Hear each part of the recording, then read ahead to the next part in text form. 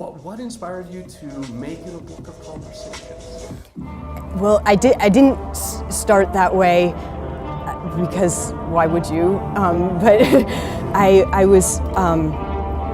struggling with how to tell this story, and it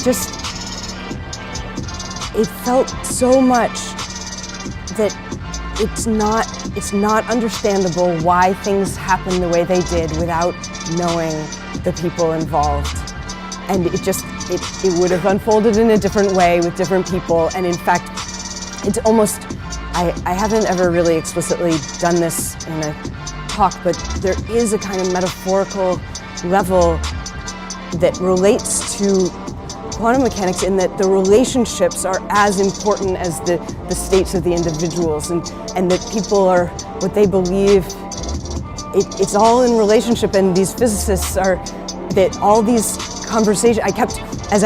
even as I was doing this independent study, I was with a wonderful professor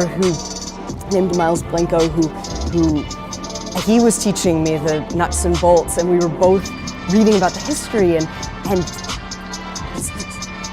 just having all these amazing,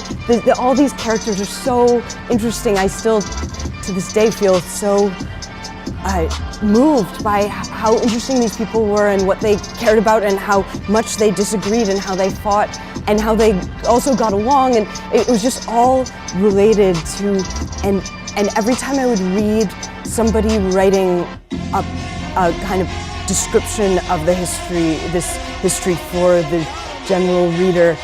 it just felt all the air had, because they weren't allowed, because what I did, nobody should do, you shouldn't do this, because it's essentially creative nonfiction, and I, but it sucks why did it happen this way? Why did people? And Heisenberg was my ally, bless him, because he wrote his memoir, Physics and Beyond, which is really fun. It's all conversations, and he's like, I don't know if I remember them right or not, but this is the way it happened, and he kind of gave legitimacy to the idea that, and also another, in a different way, George Gamow, whose lovely book, 30 Years That Shook Physics, that some of you know it, and he has this kind of goofy approach of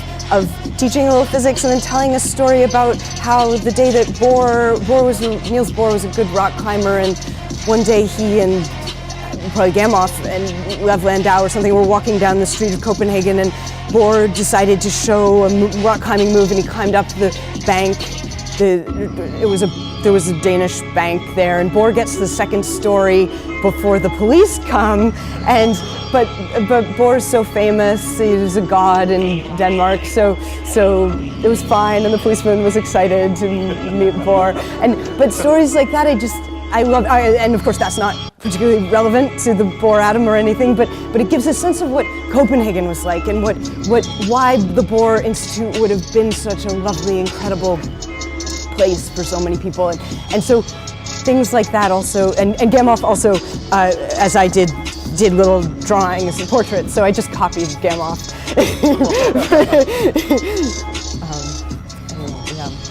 Were there any particular difficulties in constructing Right. the conversations? So what I did for the people that haven't read the book, so I really, there are conversations in the book between the great quantum physicists, and in the later period, it was all people I interviewed and conversations that I witnessed, but in the earlier period, I am taking people's letters and memoirs and biographies and